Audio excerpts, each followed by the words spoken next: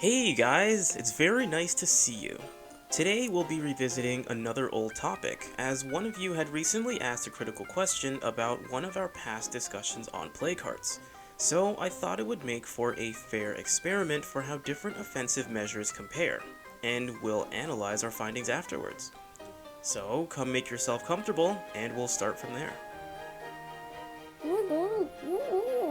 Sorry, Mascara, I don't think anyone can understand you. So, in the second part of our play card guide, we attempted to figure out what was the most effective offensive means of taking out play cards: incendiaries or explosives. Today we're going to be looking at most of the other explosives and incendiaries and see how they compare. Good question, Junior. Now, one limitation of these experiments is that I will not be testing all firearms, as that would be highly strenuous and not a tactic I'd recommend, unless of course in the face of emergency after exhausting the more effective alternatives. Otherwise, don't bring a revolver to a play card fight as your only measure. I also won't be testing C4, thermite, or fuel bombs, as we have already analyzed those in my last discussion on plague heart offensive measures. The box mine family, however, will have a brief cameo later on. Now, we have loads of ground to cover, so we'll get started first with dreaded soda can bombs. Initially, I was going to leave these ones out, as I would consider them a ludicrous method for thwarting play cards. But I figured, leave no questions unanswered with explosive and incendiary effectiveness. To craft 3 soda can bombs, one will require 2 units of ammunition and 15 units of crafting parts. Ah, snap, thank you, Junior.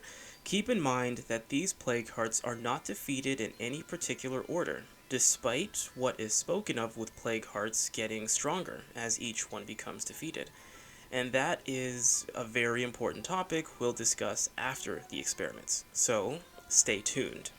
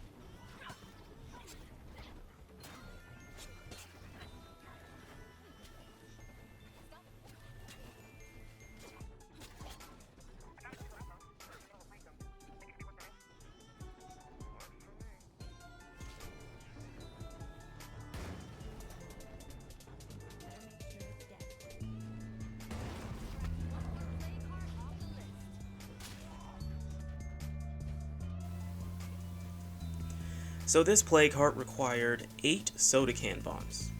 Our next 2 experiments will be with Pipebombs and Molotovs, and we'll see which of the 2 come out on top. In the Nightmare Zone, Molotovs cost 4 units of fuel and 45 units of crafting parts to create 9 units of Molotovs. This is increased to 12 with the filling machine. To craft 3 pipe bombs, however, requires 2 units of fuel and 38 units of crafting parts.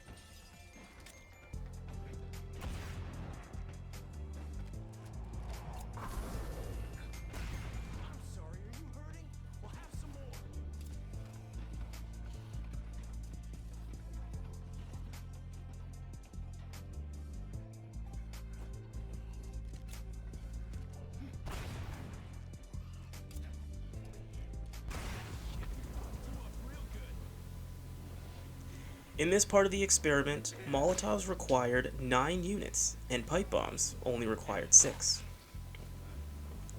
Next, we will move on to higher tier explosives and incendiaries.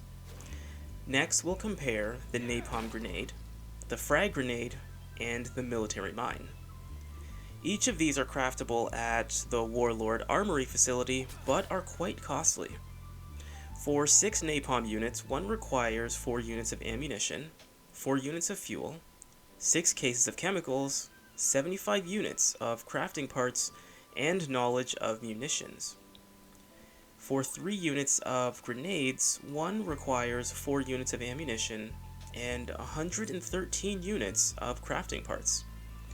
And 3 military landmines require the same, but with the addition of 4 scraps of circuitry.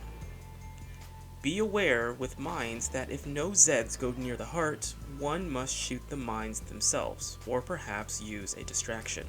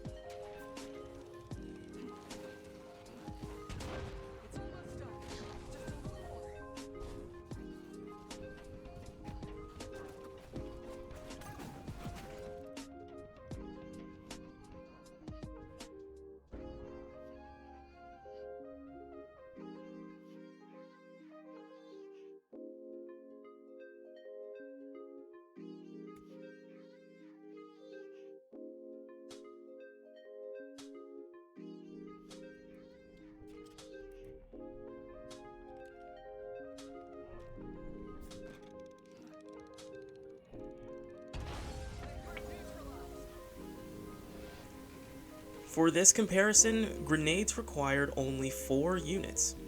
Napalm also required 4 units, and landmines only required 3. Using them, however, was just a little bit different amongst each. Now, I did get stuck in a window as a glitch, and was forced to exit game and re-enter, but as we know, Plague Hearts do not regenerate health over time. Next we have our big bad Willie Pete grenade, which is not a craftable explosive, but still worthy of experimentation.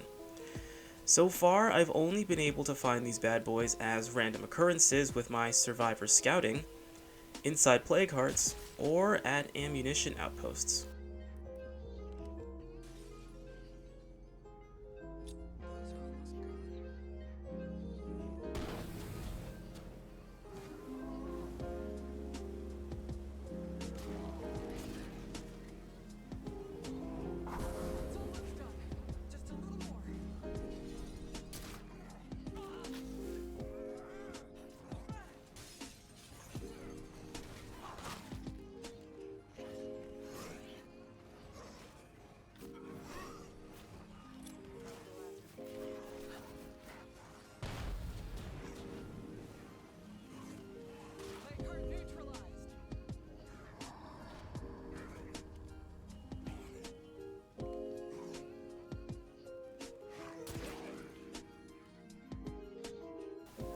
So the Willie Pete only requires 2 units to take on a plague heart, and just to be sure, I had done it twice, and both had the same result.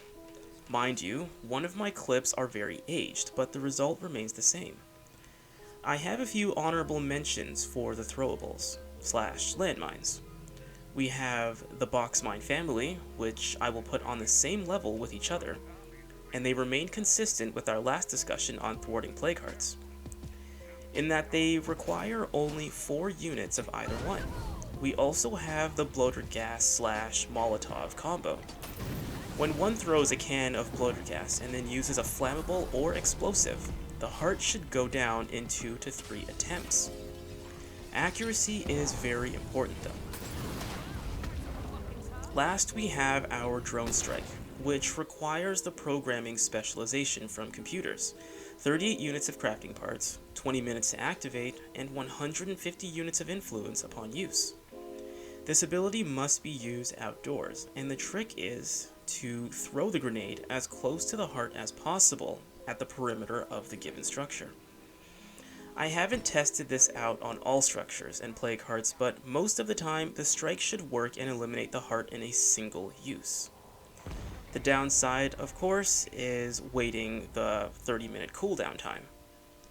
We were going to include the Anniversary Cake Bomb from the Anniversary Cake Oven Facility mod, but even after crafting 3 units, the heart still required an additional fuel bomb, suggesting that a 4th cake would have finished off the heart.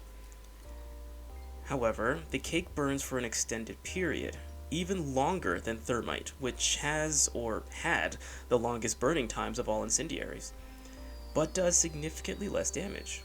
Anniversary cakes require 2 units of ammunition, 2 units of fuel, 1 unit of food, and 1 plague sample with pathology.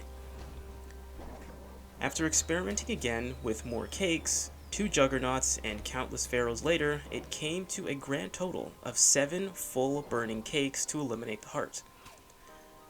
Last, we have Dynamite, which can be purchased from the bounty broker for 150 units of influence, and requires 1 to destroy a plague heart with explosives.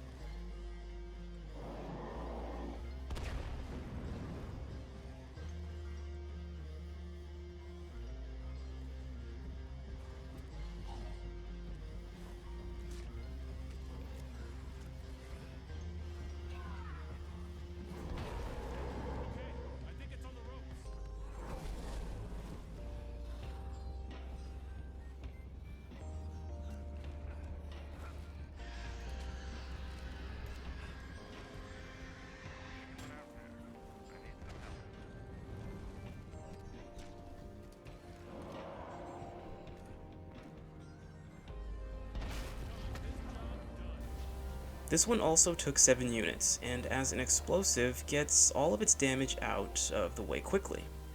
Now we also had experimented with various projectiles to compare their effectiveness against hearts. But before we move on, we'll first analyze what we know and rank the throwables/placeables from least effective to most effective, based on units required and their efficiency. So I decided to make a tier system, S through D, and it is important to note that performances will vary depending on the placement of a plague heart and the size of a given structure. In our D tier, which I will classify as slow or just completely unreliable, we have the anniversary cake. In our C tier, which would be 6 to 7 uses, we have pipe bombs, fuel bombs, soda can bombs, dynamite, then molotovs. In our B tier, which I would classify as only requiring 4 to 5 uses, we have our whistling box mines, thermite grenades, remote box mines, and then proximity box mines. In our A tier, which is 3 to 4 uses, we have the military landmines, frag grenades, napalm, and the bloater gas and molotov combination. Really, it works well with any combustible. And in S tier, which is 1 to 2 uses, we have the Willie Pete grenade, C4, and lastly, the drone strike. Now some of you might have the critical question. Don't plague hearts get stronger as each one is destroyed? And wouldn't your experiments have to be performed on the same plague heart number to be consistent? And that is a reasonable question. But part of my experiments in the effectiveness of throwables was to see if plague hearts really increased in their vitality over time. So far, it would seem that that is a myth. And if there are any changes in vitality, they are minuscule to the point of insignificance. I compared my results with another Nightmare Zone community, and I used both pipe bombs and molotovs. Each heart required 1 less of each. However, that community also had 17 plague hearts, while my original community had 18. There seems to be a correlation between plague heart saturation and their strength. Notice how in the green zone, for example, there are plague hearts in the single digits, and they are so weak that they can be taken out by melee strikes with ease. I took it a step further and retried the pipe bomb method on the final plague heart in my original community, the one with 18 plague hearts, and evidently I came out with the same result of only having to use 6 pipe bombs, meaning that plague hearts don't increase in vitality. The aspect about plague hearts that may become harder is the Z saturation. So, consider this plague heart myth busted. Now I think it is important that I mention why napalm is higher than thermite, even though they both take 4 uses. The main difference is burn time. Thermite burns for approximately 10 seconds, meanwhile napalm burns for half of that time. I also wanted to touch on the use of the differing box mines and explosives in general. As I was demonstrating taking down each heart, you will notice that I always lagged before applying a second explosive. And the reason for this is simple and somewhat relates to how damage over time with flames functions in State of Decay 2. When simultaneous explosions occur, the damage dealt is not the same as when they are done separately. Take my box mines for example. When given time to explode separately, they will eliminate a heart after 4 uses every time. But when I use 2 whistling box mines and 2 remote mines at the same time, I required a 5th box mine to eliminate the heart. It's almost like the explosive damage does not stack, but like fire, requires a brief period before the correct additional damage can be applied. Now, the wait time is obviously nothing like incendiaries, but a lag is required nonetheless. Hence, my explosive trials were slower to prevent inconsistent results. But moving on, we had also done experiments for some of the hardest hitting projectile weapons of their category. We have the nerfed Pyrolauncher, the Starshank Launcher, hunting crossbow, a 50 caliber rifle, and a grenade launcher. So our first weapon, the Pyrolauncher, was a complete wash, and quite frankly, I couldn't tell if I was even damaging the heart. Whether I waited for each flame puddle to dissipate, or just used the default rapid fire, regardless, I figured if the weapon failed to take out the heart with 40 rounds and change, it should just not be recommended. Next, I moved on to the Starshank Launcher, and it would seem that this weapon is more of a danger to the user than whatever one may be targeting. Now this is of course a glitch that happened more than once while trying to take on this heart, but regardless, I had expended all of my rounds and figured the weapon would also receive the designation of not recommended. Otherwise, for both the Pyrolauncher and the Starshank Launcher, the costs would just not be worth all the effort to take out a given plague heart.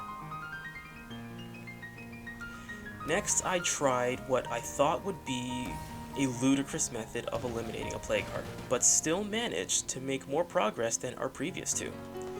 The hunting crossbow has the advantage of being completely silent when fired. Unfortunately, Zeds will always sniff you out unless you're wearing scent block, and although I did manage to destroy the heart, it took approximately 30 bolts and a lot of dangerous running. Now carrying on, we have our 50 caliber rifle. Now without scent block or outside distractions, this can be a hazardous method for taking on plague hearts, but still effective. So in total, it took 8 rounds after a good amount of running around. I'm also of the understanding that in lower zones, plague hearts only require 3 50 caliber rounds. Lastly, we have our grenade launcher. This one holds slightly superior results, only requiring 7 shots, but contrary to all other explosives, it does not bounce, but explodes on contact. Now, there really isn't a tier system needed for projectiles, as ranking them is very easy based on their efficiency alone. The Pyrolauncher and the Starshank Launcher are both no-goes for plague hearts. The hunting crossbow, although I was successful in destroying a heart, it is simply impractical compared to other means, and almost like the anniversary cake of projectile weapons. Ruling the roost, we have the 50 caliber rifle taking 8 shots and the grenade launcher taking 7. Now, if this experiment as a whole were a discussion of efficiency, quantity of uses, and cost effectiveness, my ranking and tier outline might look a bit different. But there you have it, a complete list of different throwables, placeables if I can call them that, and projectiles. And of course, there is the limitation of not doing every firearm, as I do not consider that a practical tactic. Unless one has perhaps a very high magazine automatic weapon that holds the 7.62mm rounds, which is out there somewhere. Feel free to do that one on your own if you want. Otherwise though, that is all this onion. Sorry, Mascara, I can't understand you. But thank you very much for stopping by, guys, and we'll see you next time.